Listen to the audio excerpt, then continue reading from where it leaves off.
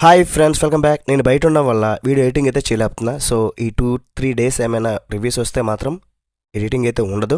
So కొంచెం adjust చేసుకోండి. చెత్తా పచ్చ చిన్నప్పుడు డబ్ల్యూడబ్ల్యూ చూసి పిచ్చెక్కిపోయిన ప్రతి ఒక్కరికి ఒక నాస్టాలజియా ట్రిప్ అని రీసెంట్గా మలయాళంలో రిలీజ్ అయింది. ఇది మంచి బజ్ క్రియేట్ చేసింది. ఇప్పుడు నెట్ఫ్లిక్స్లో తెలుగులో కూడా స్ట్రీమింగ్ అవుతుంది. డబ్బింగ్ బాగానే ఉంది. ఫ్యామిలీతో పాటు కూడా చూడొచ్చు. అడల్ట్ కంటెంట్ ఎక్కడా లేదు.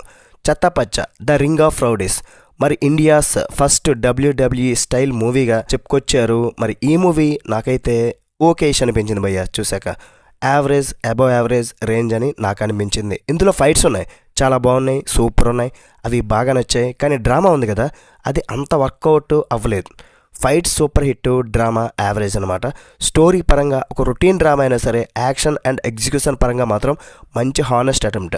ఎమోషన్స్ని పక్కన పెడితే మీలో ఉన్న డబ్ల్యూడబ్ల్యూ కిడ్ని నిద్ర లేపడానికి ఈ సినిమాని అయితే ఖచ్చితంగా ఒకసారి అయితే ట్రై చేయొచ్చు. అది కూడా ఓటీటీలో ఉంది కాబట్టి. పాజిటివ్స్ ఏంటంటే WWE and nostalgia and action. Kalai Kingson compose చేసిన యాక్షన్ కొరియోగ్రఫీ, రింగ్లో జరిగే ఫైట్స్ అండ్ చోక్ స్లామ్స్ లాంటి మూవ్స్ చూస్తుంటే పక్కాగా మన చిన్ననాటి డబ్ల్యూడబ్ల్యూఈ రోజులైతే గుర్తొస్తాయి.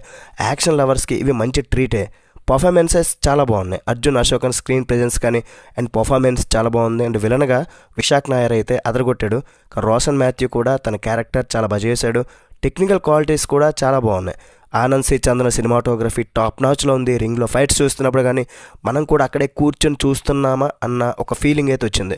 అలాగే శంకర్ అహసాన్ల మ్యూజిక్ కూడా సినిమాకి బాగా ప్లస్ అయింది. మైనస్ పాయింట్స్ ఏంటంటే మాత్రం week emotion and screen play. First హాఫ్లో ఉన్న జోష్ సెకండ్ హాఫ్కి వచ్చేసరికి కాస్త డ్రాగ్ అయిపోయింది, డ్రాప్ అయిపోయింది.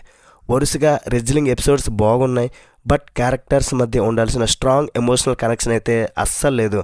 డ్రామా కూడా చాలా రొటీన్గా అనిపించింది. ఇంకా మమ్ముట్టి లాంటి లెజెండరీ క్లైమాక్స్లో వాల్టర్ అనే క్యారెక్టర్లో కామెడీ చేశారు. కానీ క్యారెక్టర్ రైటింగ్ వీక్గా ఉండడం వల్ల ఆ ఎంట్రీ ఎక్స్పెక్ట్ చేసినంత ఇంపాక్ట్ అయితే క్రియేట్ చేయలేదు.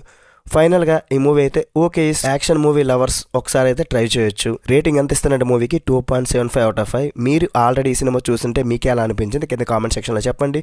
వీడియో నచ్చితే ఒక లైక్ చేయండి, షేర్ చేయండి, సబ్స్క్రైబ్ చేయండి. మర్చిపోకండి అసలు. మళ్ళీ ఇంకో ఇంట్రెస్టింగ్ రివ్యూతో కలుద్దాం. Until then keep watching. Bye bye. జై హింద్.